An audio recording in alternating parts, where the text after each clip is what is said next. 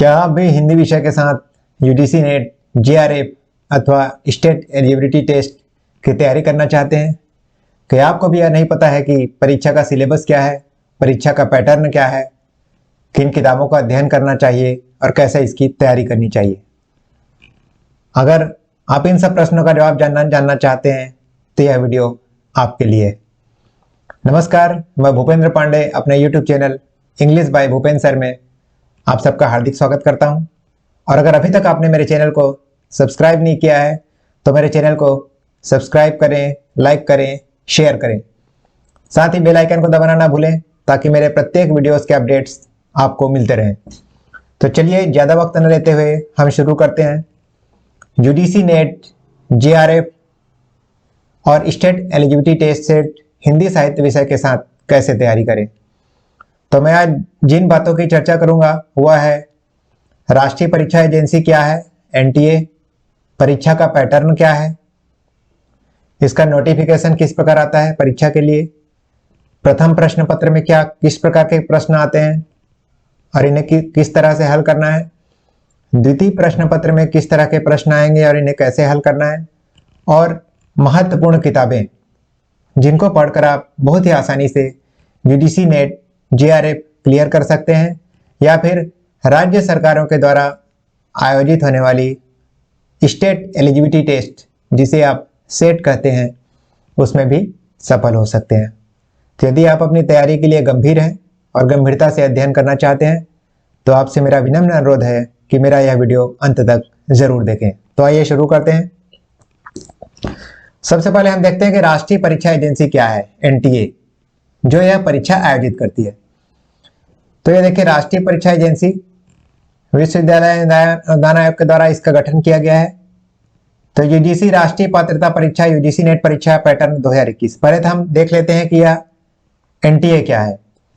भारतीय विश्वविद्यालयों और कॉलेजों के लिए assistant professorship, junior research fellowship या दोनों की पात्रता के लिए भारतीय नागरिकों की पात्रता निर्धारित करने के लिए विश्वविद्यालय अनुदान आयोग यूजीसी की ओर से राष्ट्रीय पात्रता परीक्षा एनईटी आयोजित की जाती है। एनईटी आयोजित की जाती है यूजीसी के द्वारा। दूसरा देखते हैं, जून 2018 तक सीबीएसई द्वारा देश भर के 91 शहरों में 84 विषयों में नेट आयोजित किया गया था। इसके बाद दिसंबर 2018 से यूजीसी नेट का संचालन राष्ट्रीय परीक्षा एजेंसी एनटीए द्वारा किया जाता है। तीसरा बिंदु आपके लिए बहुत ही महत्वपूर्ण है, जूनियर रिसर्च फेलोशिप। मतलब यदि आप पीएचडी करना चाहते हैं, रिसर्च के फील्ड में जाना चाहते हैं तो जेआरएफ क्लियर करेंगे तो आपको उसके लिए स्टाइपेंड मिलता है। अथवा असिस्टेंट प्रोफेसरशिप, ये हो गया असिस्टेंट प्रोफेसरशिप। अगर आप कॉलेजों में असिस्टेंट प्रोफेसर बनना चाहते हैं तो इसके लिए निर्धारित योग्यता प्रदान करना यूजीसी नेट के पेपर 1 और पेपर 2 दोनों में उम्मीदवार के समग्र प्रदर्शन पर निर्भर करता है। यद्यपि आपको दोनों ही पेपर में अलग अलग क्वालिफाई करना अनिवार्य है, लेकिन जो मेरिट लिस्ट बनेगा उसमें क्या होगा, पेपर 1 और पेपर 2 दोनों को मिलाकर जो टोटल मेरिट में आपको जो परसेंटेज रहेगा उसके आधार पर मेरिट लिस्ट बनेगा। केवल असिस्टेंट प्रोफेसर के लिए अर्हता प्राप्त करने वाले उम्मीदवारों को जेआरएफ प्रदान करने के लिए विचार नहीं किया जाएगा। मतलब असिस्टेंट प्रोफेसर के लिए तो आप कम अंक में चयनित हो सकते हैं, लेकिन जेआरएफ के लिए अधिक अंक प्राप्त करना होता है। तो अगर आप खाली असिस्टेंट प्रोफेसर के लिए क्वालिफाई कर पाते हैं तो जेआरएफ के लिए क्वालिफाई अगर आपने नहीं किया है तो नहीं कर पाएंगे। मतलब जो ज्यादा अंक वाले जो छात्र हैं वो जेआरएफ और असिस्टेंट प्रोफेसर दोनों के लिए पात्र होते हैं। असिस्टेंट प्रोफेसर के लिए पात्रता परीक्षा उत्तीर्ण करने वाले उम्मीदवार संबंधित विश्वविद्यालयों, कॉलेजों तथा राज्य सरकारों, जैसा भी मामला हो, के असिस्टेंट प्रोफेसर की भर्ती के लिए नियमों और विनियमों द्वारा शासित होते हैं। यूनिवर्सिटीज आपको पता है दो प्रकार के होते हैं, सेंट्रल यूनिवर्सिटी, सेंट्रल गवर्नमेंट का जो होता है, और स्टेट यूनिवर्सिटी। तो उनके जो भी नियम कानून कायदे हैं उसके हिसाब से आपको असिस्टेंट प्रोफेसर के पद के लिए अगर आप आवेदन करते हैं तो विचार किया जाएगा। उसके लिए फिर आपको कंपटीशन एग्जाम देना पड़ता है। ये तो सिर्फ पात्रता है कि आपने यूजीसी नेट क्लियर कर लिया है हिंदी साहित्य विषय को लेकर, उसके बाद आपको फिर से एग्जाम या फिर इंटरव्यू में अपीयर होना पड़ता है और उम्र सीमा सबकी अलग अलग होती है, अलग अलग राज्यों में अलग अलग उम्र सीमा, आयु सीमा निर्धारित है। राज्य सरकारों के लिए अलग है, केंद्र सरकार सेंट्रल यूनिवर्सिटीज के लिए अलग है, इसका आप ध्यान रखें। यह परीक्षा 2 बार आयोजित होती है। अभी कोरोना के कारण नियमित रूप से आयोजित नहीं हो पा रही है, तो यह मैंने वेबसाइट से लिया हुआ है, जो जानकारी यहाँ पर देख पा रहे हैं। यूजीसी नेट हर साल 2 बार आयोजित किया जाता है। कोविड-19 को देखते हुए दिसंबर 2020 यूजीसी नेट के स्थगित होने के कारण जून 2021 यूजीसी नेट के शेड्यूल में देरी हुई है। यूजीसी नेट परीक्षा चक्रों को नियमित करने के लिए राष्ट्रीय परीक्षा एजेंसी, ये परीक्षण लिखा है, परीक्षा है, एजेंसी एनटीए ने यूजीसी की सहमति से यूजीसी नेट के दिसंबर 2020 और जून 2021 के दोनों चक्रों का विलय कर दिया है, ताकि उन्हें सीबीटी मोड में एक साथ आयोजित किया जा सके। सीबीटी मोड मतलब कंप्यूटर आधारित परीक्षा, मतलब हर 6 माह में यूजीसी नेट की परीक्षा आयोजित होती है। और मैं आपको बता देता हूं कि अगर आप गंभीरता से तैयारी कर रहे हैं, तो यदि फर्स्ट अटेम्प्ट में आप क्लियर नहीं कर पाए, तो सेकंड अटेम्प्ट में जरूर कर पाएंगे, और तीसरे अटेम्प्ट में तो 100%। अगर आप गंभीरता से तैयारी कर रहे हैं, तो आप बहुत ही आसानी से इसमें चयनित हो सकते हैं, लेकिन आपको गंभीरता से अध्ययन करना पड़ेगा। आगे देखते हैं। अब देखते हैं कि परीक्षा का पैटर्न क्या है। जब भी आप किसी परीक्षा में शामिल होते हैं, तो सबसे पहले यह देखते हैं कि परीक्षा का पैटर्न क्या है और आपके उस फॉर्म भरने के योग्य है कि नहीं। जैसे आपको पता है कि जनरल कैटेगरीज में 55% मार्क्स होने चाहिए एमए में, अदर कैटेगरीज में 50 या फिर उससे कम हो सकते हैं। तो आप देख लें जो भी एलिजिबिलिटी क्राइटेरिया है। परीक्षा का पैटर्न क्या होगा, ये 2021 से ये पैटर्न लागू है। यूजीसी राष्ट्रीय पात्रता परीक्षा यूजीसी नेट परीक्षा पैटर्न 2021। यूजीसी नेट परीक्षा ऑनलाइन मोड कंप्यूटर आधारित टेस्ट में बहुवैकल्पिक मल्टीपल चॉइस क्वेश्चन आएंगे, इसमें आयोजित की जाती है। आपको अद्यतन यूजीसी नेट परीक्षा पैटर्न 2021 से परिचित कराने के लिए नीचे विस्तार से उल्लेख किया गया है। इसमें निगेटिव मार्किंग नहीं रहता है। तो यूजीसी नेट जेआरएफ परीक्षा में और स्टेट एलिजिबिलिटी टेस्ट में भी पैटर्न यही रहता है। इसमें 2 पेपर होते हैं, फर्स्ट पेपर और सेकंड पेपर। फर्स्ट पेपर क्या होता है, प्रश्न पेपर का पैटर्न देखते हैं। फर्स्ट पेपर का प्रश्न सामान्य प्रकृति के होते हैं, जो उम्मीदवार के शिक्षण अनुसंधान योग्यता का आकलन करने के लिए तैयार किए जाते हैं। मतलब teaching and research, teaching and research methodology के ऊपर यह पेपर होता है। कुल 50 प्रश्न होते हैं इसमें। कुल प्रश्नों की संख्या होगी 50 और कुल अंक होंगे 100। मतलब प्रत्येक प्रश्न 2 अंक का होता है। और नीचे देखते हैं दूसरा पेपर क्या बोलता है। यह उम्मीदवार द्वारा चुने गए किसी विशेष विषय पर आधारित होता है और इसमें उम्मीदवार द्वारा चुने गए विषय संबंधी ज्ञान का आकलन किया जाता है। तो आपके लिए यह हिंदी विषय है, आपने हिंदी विषय का चुनाव किया है। इसमें कुल प्रश्न 100 होते हैं और कुल अंक 200 होते हैं। मतलब दोनों प्रश्न पत्र में प्रत्येक प्रश्न कितने का होगा, 2 अंक का होता है। मतलब कुल जो हमारा अंक हो गया वह कितना हो गया, 300 अंक हो गया, 300। और समय दिया जाता है आपको 3 घंटा, मतलब 180 मिनट। आपको समय कितना मिलता है, 180 मिनट मिलता है। 180 मिनट आपको समय दिया जाएगा, 3 घंटा। और दोनों पेपर लगातार होंगे, बीच में कोई ब्रेक नहीं होगा। दोनों प्रश्न पत्र जो होंगे लगातार होंगे और बीच में कोई ब्रेक नहीं होता है, इसका आप ध्यान रखें। कुल 2 प्रश्न पत्र होंगे। प्रश्न पत्र प्रथम जो टीचिंग और रिसर्च मेथोडोलॉजी पर निर्भर होता है, बेस्ड होता है। द्वितीय प्रश्न पत्र है जो हिंदी साहित्य पर बेस्ड होगा। प्रथम प्रश्न पत्र 100 अंक का होगा, द्वितीय प्रश्न पत्र 200 अंक का होगा और बीच में कोई ब्रेक नहीं होता है। 3 घंटे का प्रश्न पत्र होता है, प्रत्येक प्रश्न 2 अंक का होता है। दोनों ही प्रश्न पत्रों में अलग अलग क्वालिफाई करना अनिवार्य है, लेकिन जो मेरिट लिस्ट बनता है दोनों पेपर को मिलाकर बनता है। अब एक महत्वपूर्ण बिंदु है परीक्षा के संबंध में। ये देखिए, ये महत्वपूर्ण जानकारी, इसको ध्यान देना बहुत ही जरूरी है। प्रत्येक सही उत्तर के लिए उम्मीदवार को पेपर 1 और पेपर 2 दोनों में 2 अंक मिलेंगे। दूसरा है यूजीसी नेट परीक्षा में गलत उत्तरों के लिए कोई नकारात्मक अंकन नहीं होता है। तो यह आप लोगों के लिए अच्छी बात है कि इसमें कोई निगेटिव मार्किंग नहीं होता है, निगेटिव मार्किंग नहीं होता है इसमें। तीसरा है अनुत्तरित अथवा समीक्षा के लिए चिन्हित प्रश्नों के लिए कोई अंक नहीं दिए जाएंगे। मतलब जब ये कंप्यूटर बेस्ड जो एग्जाम होता है उसमें एक ऑप्शन आता है जिसमें कुछ क्वेश्चन जिसमें आपको डाउट है उसको आप रिव्यू के लिए छोड़ देते हैं। मतलब दोबारा आके मुझे इसको पढ़ना है, दोबारा आकर इसको देखना है। तो अगर आपने रिव्यू तो किया है लेकिन आपने उसको फाइनलाइज नहीं किया है कि हाँ भाई मैं इससे संतुष्ट हूँ, यही मेरा उत्तर है, और आपने फाइनलाइज नहीं किया है, मतलब वो रिव्यू के लिए रह गया, तो उस पर कोई अंक नहीं मिलेगा। मतलब जिन प्रश्नों को आपने अटेम्प्ट में नहीं किया है या जिन प्रश्नों को रिव्यू के लिए छोड़ दिया है, फाइनलाइज नहीं किया है, तो उन पर आपको कोई अंक नहीं मिलेंगे। सभी प्रश्न अनिवार्य होते हैं इसमें। पांचवा, यदि मुख्य चुनौती ड्यूरिंग की चैलेंज के दौरान कोई प्रश्न गलत अथवा अस्पष्ट पाया जाता है तो जिस उम्मीदवार ने प्रश्न हल किया है और सही उत्तर में से किसी एक को चुना है उसे क्रेडिट दिया जाएगा। मतलब जैसे मॉडल आंसर जारी किया गया, उसको किसी कैंडिडेट ने चैलेंज कर दिया कि उसका उत्तर सही है और वो सही पाया जाता है, तो जितने भी कैंडिडेट्स ने सही उत्तर में टिक किया है उन्हें उसका मार्क्स मिल जाता है चैलेंज करने पे। ये बहुत महत्वपूर्ण है। यदि कोई प्रश्न हटा दिया जाता है तो सभी उम्मीदवारों को अंक दिए जाएंगे।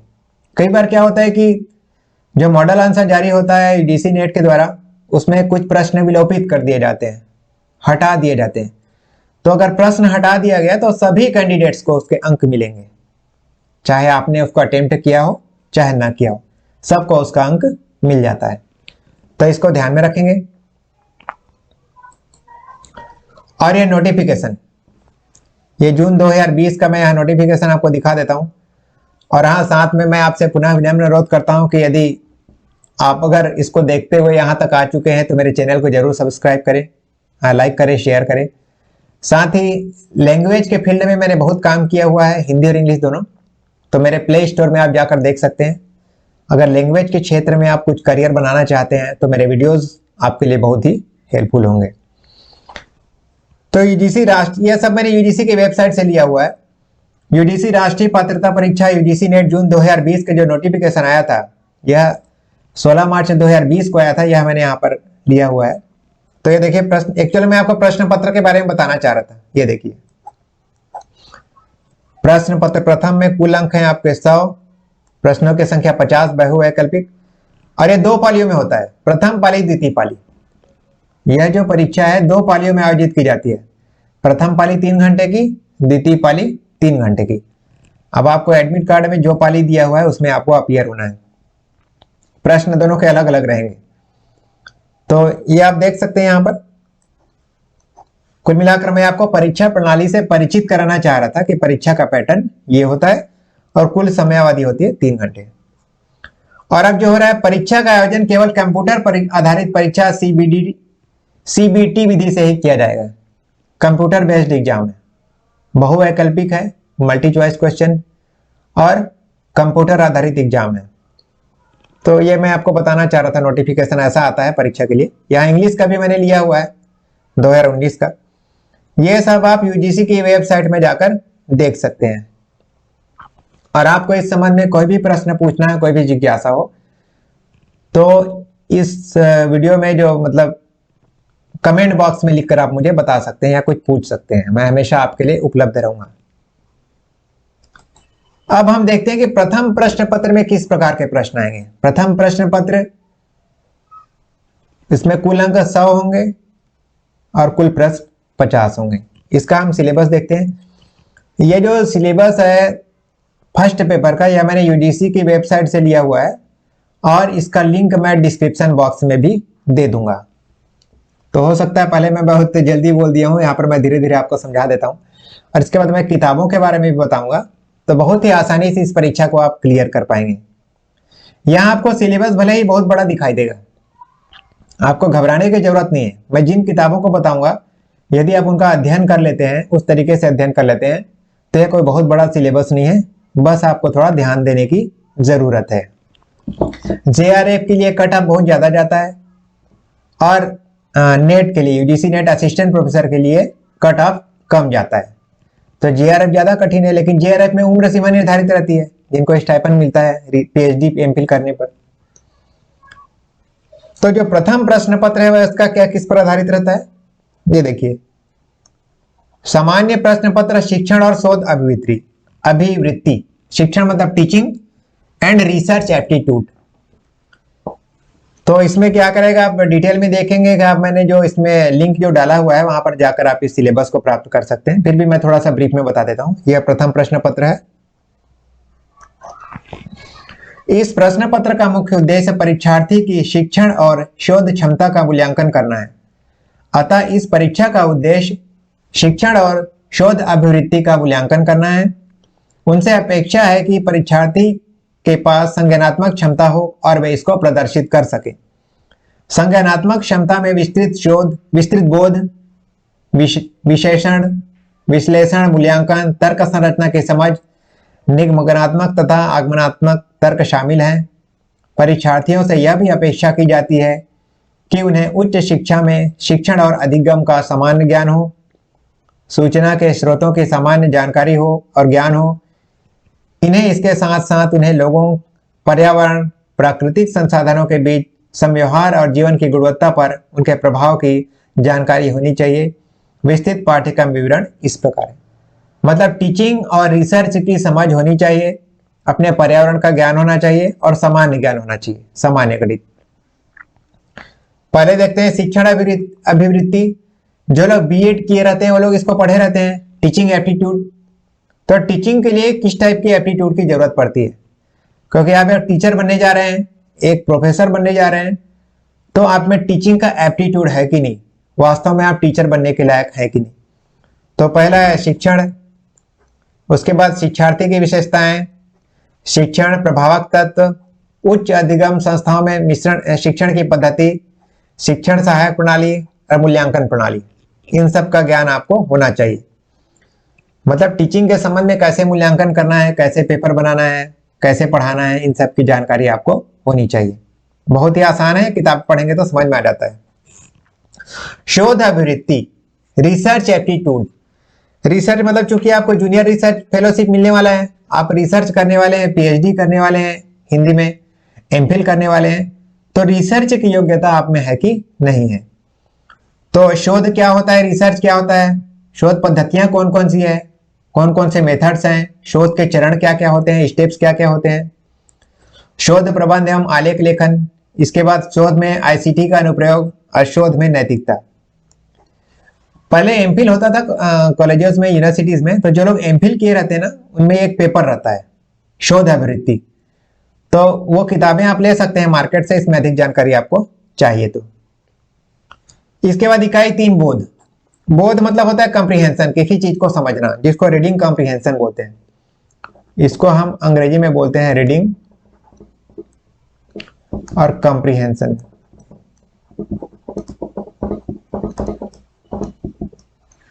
जिसको आप अपठित गद्यांश बोलते थे पहले, अपठित गद्यांश, अपठित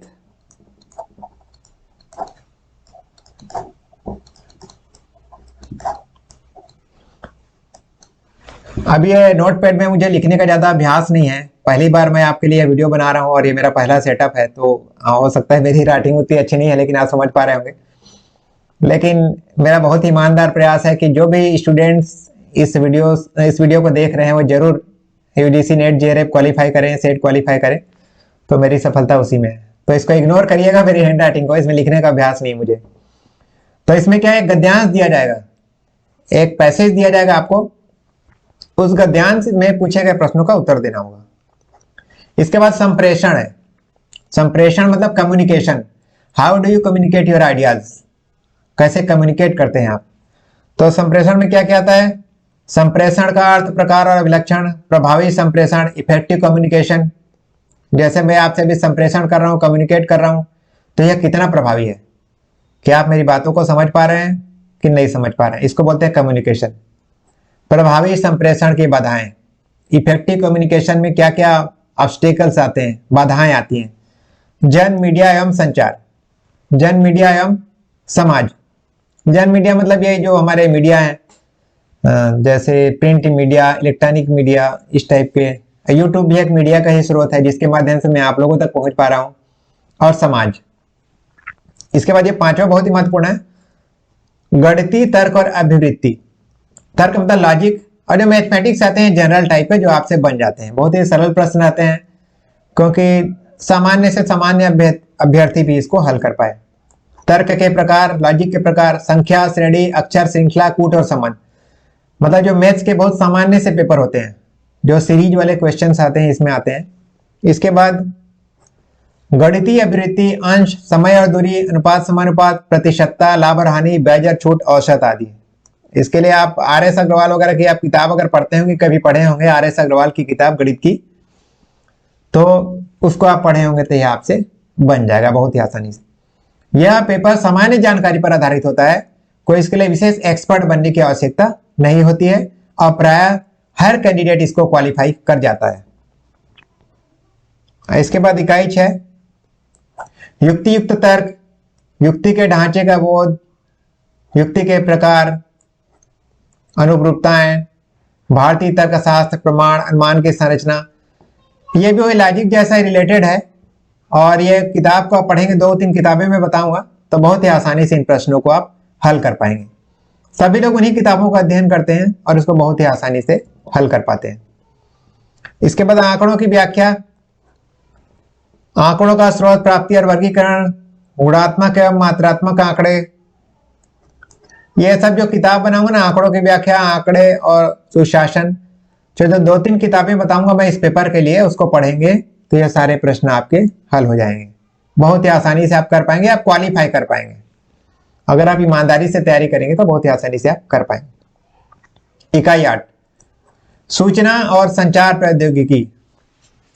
सूचना मतलब इंफॉर्मेशन टेक्नोलॉजी। इंफॉर्मेशन टेक्नोलॉजी के बारे में क्या क्या आएगा, आईसीटी, सामान्य संक्षिप्त शब्दावली, इंटरनेट क्या है, इंटरनेट क्या है, ईमेल क्या है, श्रव्य दृश्य कॉन्फ्रेंसिंग की मूल बातें, उच्च शिक्षा में डिजिटल पहलें, जैसे अभी उच्च शिक्षा पूरी तरह डिजिटल हो गया है, जो हमको नोट्स डिजिटल मोड में मिल जाते हैं, ऐसे पढ़ाना भी ऑनलाइन हो गया है कोरोना के कारण, तो डिजिटल मोड में क्या क्या व्यवस्था है, और आईसीटी और सुशासन। तो ये सारी चीजें आपको उन्हीं किताबों में मिलेगी। इकाई 9,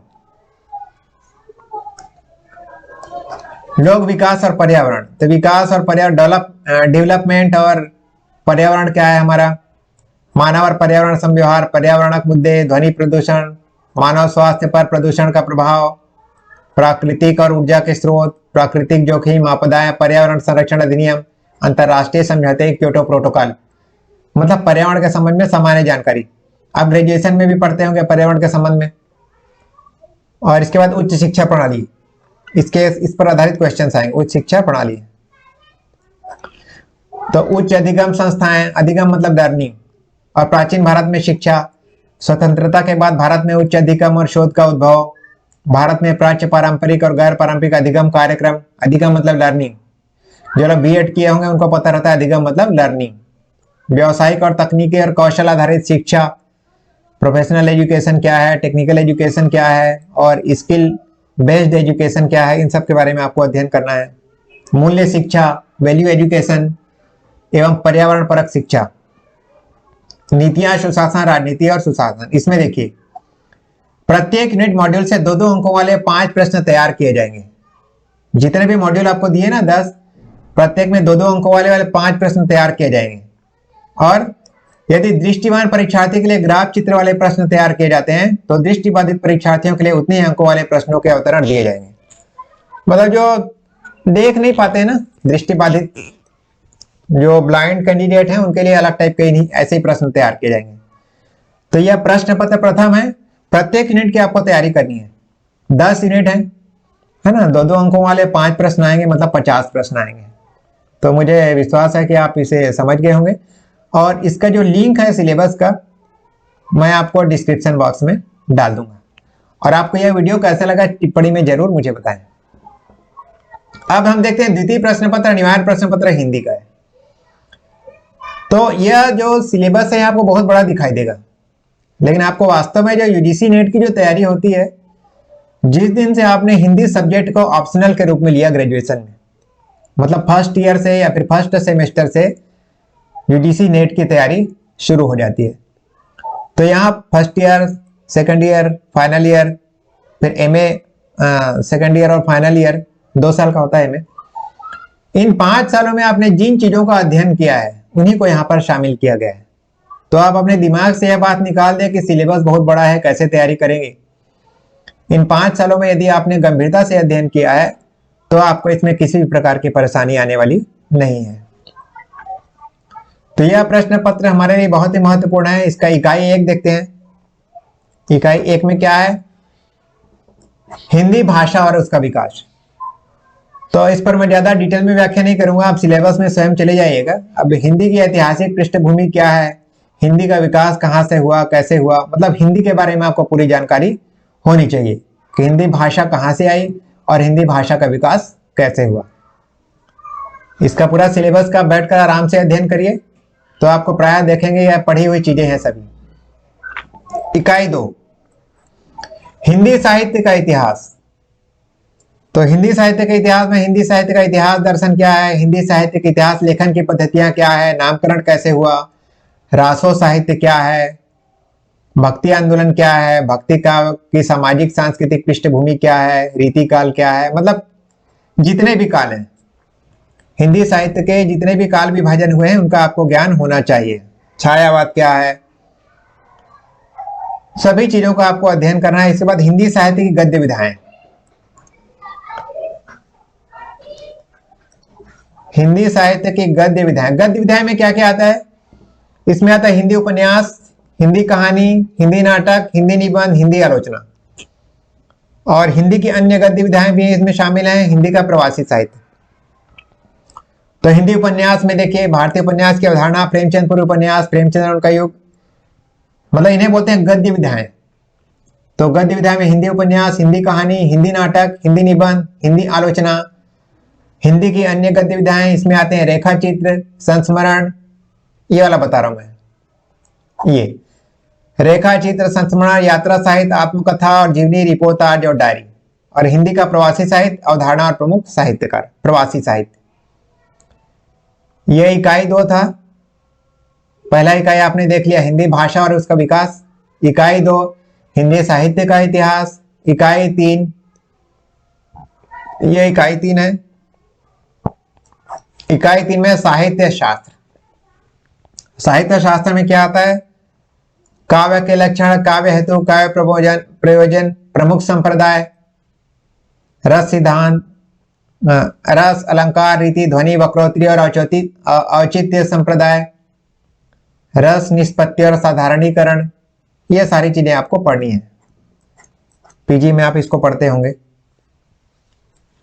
इसके बाद इकाई 5, हिंदी साहित्य के वैचारिक पृष्ठभूमि।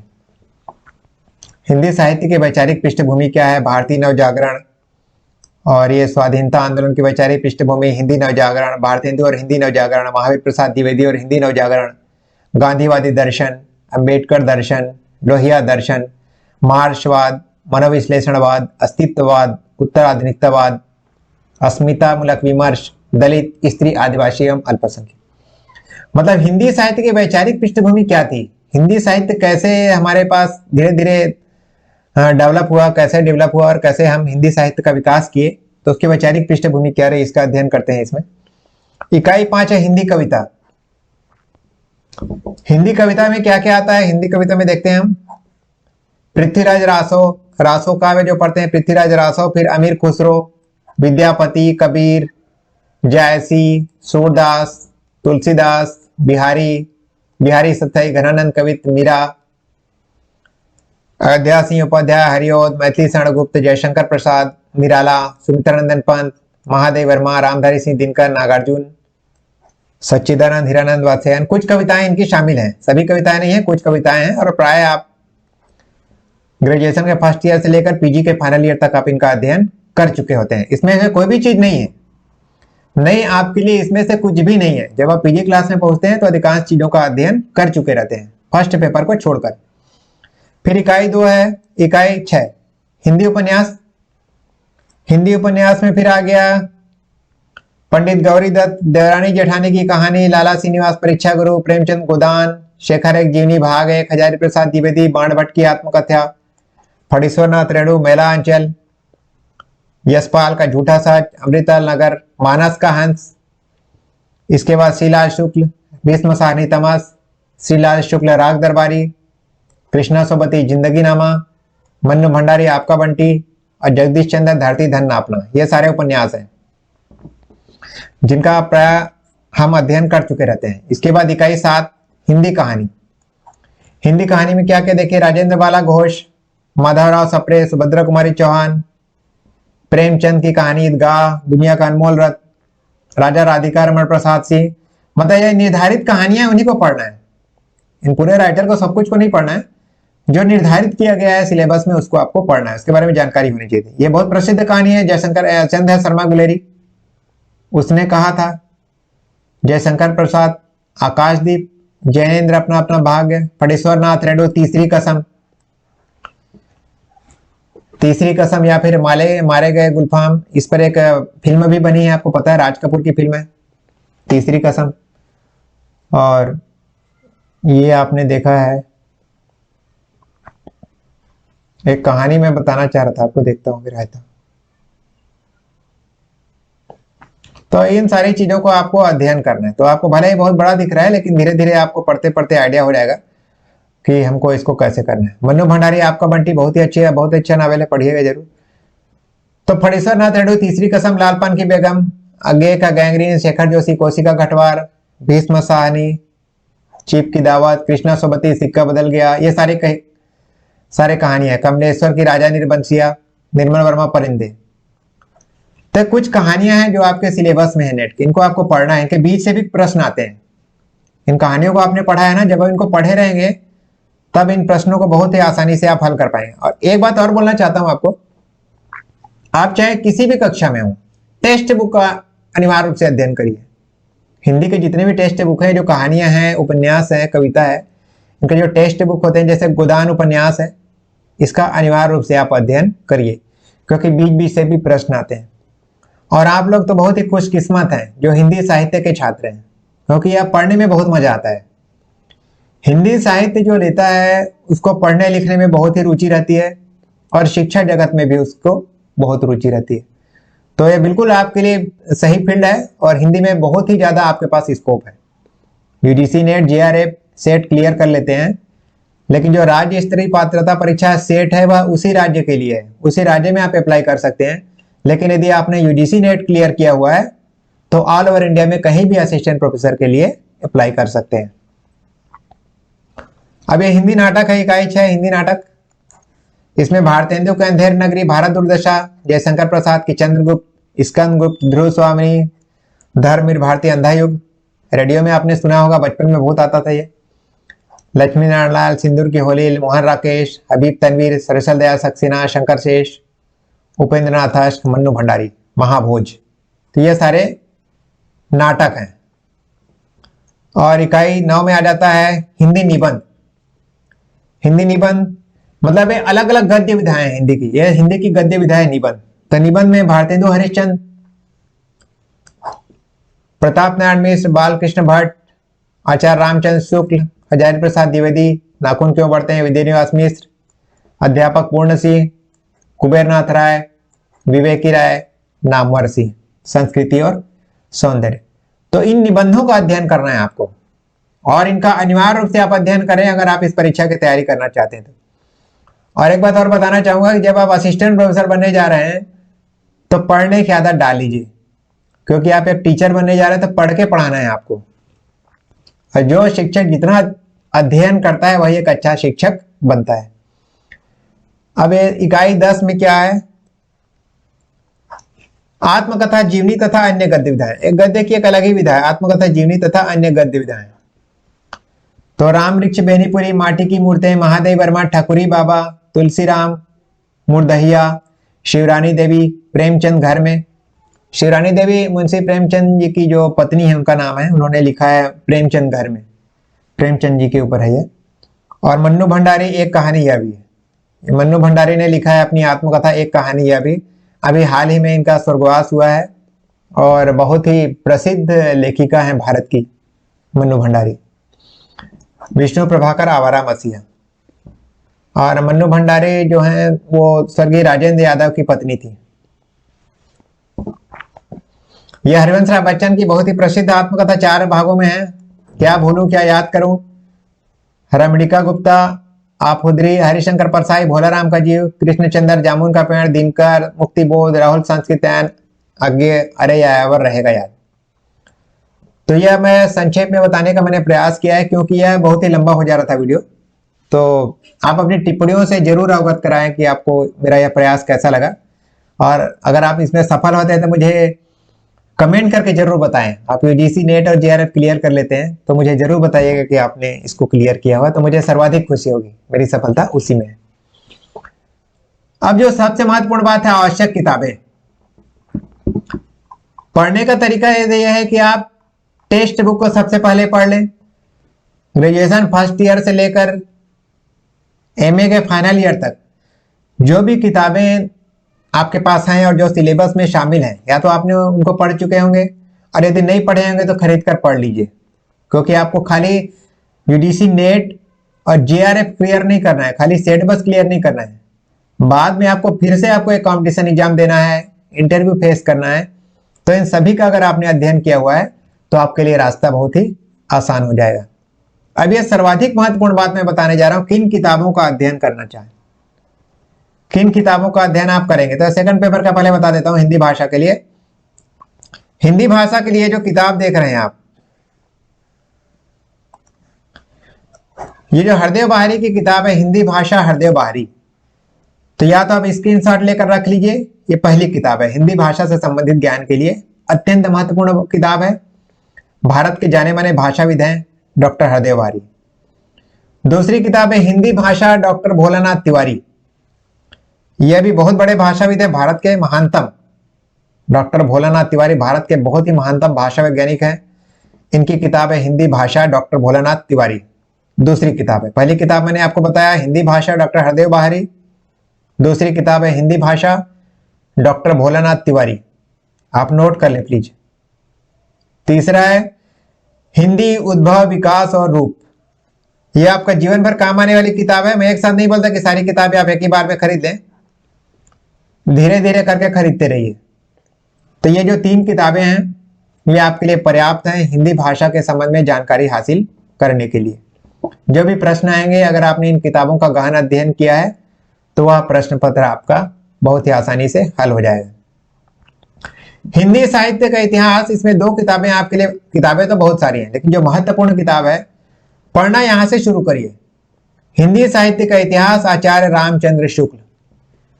यह किताब 1940 में प्रकाशित हुई थी, 1940 में। जब भी हिंदी साहित्य का आप अध्ययन शुरू करते हैं तो यह किताब मील की पत्थर है ना। तो आप हमेशा आचार्य रामचंद्र शुक्ल की जो हिंदी की किताब है आप यहां से शुरू करें। आचार्य रामचंद्र शुक्ल हिंदी साहित्य का इतिहास, इसको पहले पढ़ें और उसके बाद पढ़ें हिंदी साहित्य का इतिहास, डॉक्टर नगेंद्र और डॉक्टर हरदयाल, ये संपादक हैं।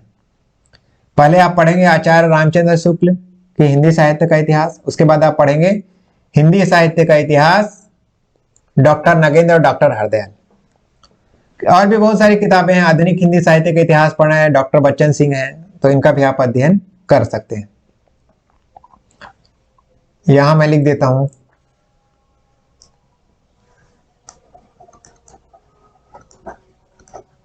आधुनिक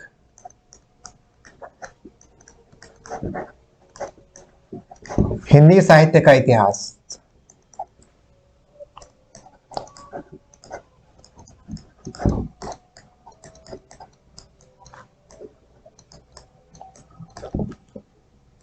डॉक्टर बच्चन सिंह। यह क्या, मैं नोटपैड पर पहली बार लिख रहा हूं तो मेरी राइटिंग उतनी खूबसूरत नहीं है अभी, बाद में आप देखेंगे कि इसमें अभ्यास करते करते, ये सब सारी चीजें क्या है, विद्या जो है अभ्यास की चीज है। जितना आप पढ़ेंगे, जितना आप अभ्यास करेंगे, उतना ही आप अच्छा करेंगे। हिंदी साहित्य का इतिहास की किताब हो गया। और ये जो गाइड है ना प्रतियोगिता साहित्य, आपको मैं बता दूं, मैं किसी ब्रांड का प्रचार नहीं कर रहा हूं और न ही मैं इसका लिंक दे रहा हूं नीचे में कि आप इस लिंक पर जाके खरीदें, है ना। मैं चाहता हूं यह किताब आप कहीं से भी खरीदें, यूजीसी साहित्य नेट प्रश्न पत्र 2। तो ये गाइड आप ले लीजिएगा। प्रतियोगिता साहित्य की जो गाइड है ना, फर्स्ट पेपर और सेकंड पेपर दोनों के लिए बेस्ट है। प्रतियोगिता साहित्य को आप बेस बनाकर तैयारी करिए। प्रतियोगिता साहित्य सीरीज की जो किताब है ये है आपके लिए मोस्ट इंपॉर्टेंट बुक है ये। प्रतियोगिता साहित्य की जो 2 किताब है ये आपका बेस मजबूत कर देगा एग्जाम के लिए। ठीक है, तो प्रश्न पत्र द्वितीय प्रश्न पत्र है, देखिए नेट यूजीसी प्रतियोगिता साहित्य हिंदी प्रश्न पत्र द्वितीय जो हिंदी सब्जेक्ट है। और ये कल्याण पे ध्यान मत दीजिएगा, ये आपके कल्याण के लिए नहीं है। तो इसके साथ जुड़ा हुआ था, मुझे चित्र मिला नहीं, इसको तो काट देता हूं मैं इस तरह से। इस बुक को देखिए, उपकार प्रकाशन की किताब आती है हिंदी साहित्य का तथ्यपरक अध्ययन। ये बहुत ही बेहतरीन किताब है। ये किताब जो है ना बेस्ट है, मोस्ट इंपॉर्टेंट है, बेस्ट बुक है। हिंदी साहित्य का तथ्यपरक अध्ययन, ओंकारनाथ वर्मा, ये जो राइटर है ओंकारनाथ वर्मा, इन्हीं की किताब लीजिएगा। इनका नाम है ओंकारनाथ वर्मा।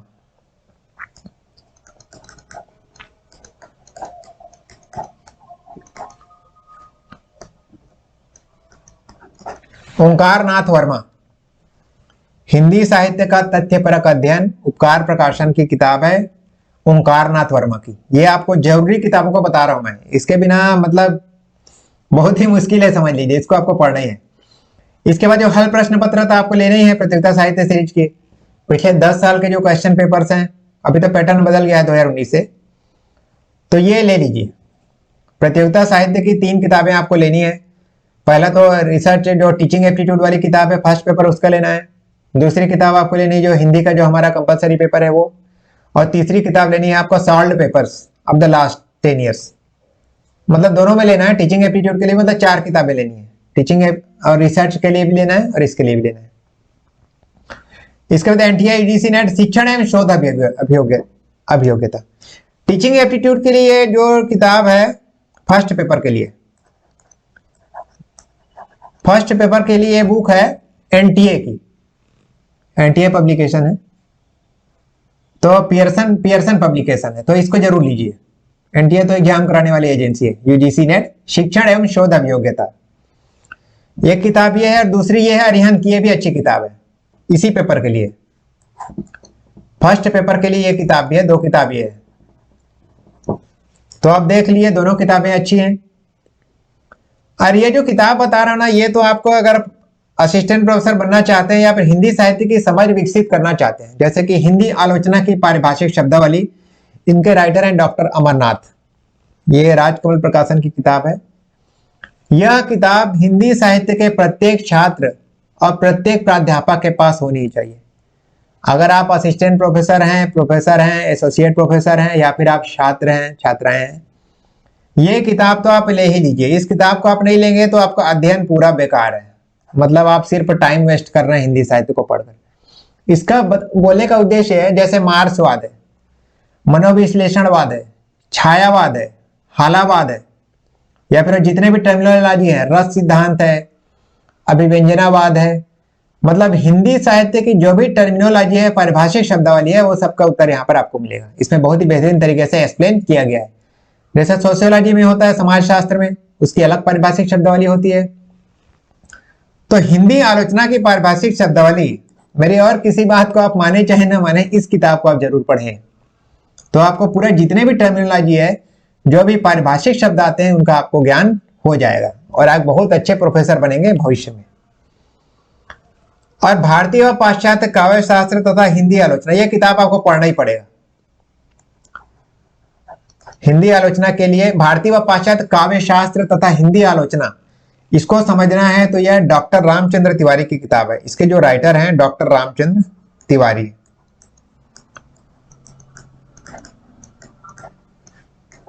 डॉक्टर रामचंद्र तिवारी की यह किताब है, इसको जरूर पढ़ें, डॉक्टर रामचंद्र तिवारी। और यह किताब भी बहुत प्रसिद्ध है, जो यूजीसी नेट जीआरएफ की तैयारी कर रहे हैं ना, सेट के, उनके बीच यह किताब बहुत प्रसिद्ध है और इसका नाम है हिंदी भाषा एवं साहित्य का वस्तुनिष्ठ इतिहास। और इसके राइटर हैं सरस्वती पांडे तथा गोविंद पांडे।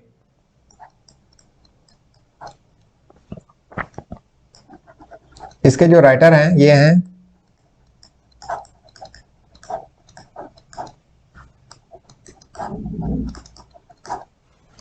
सरस्वती पांडे और गोविंद पांडे।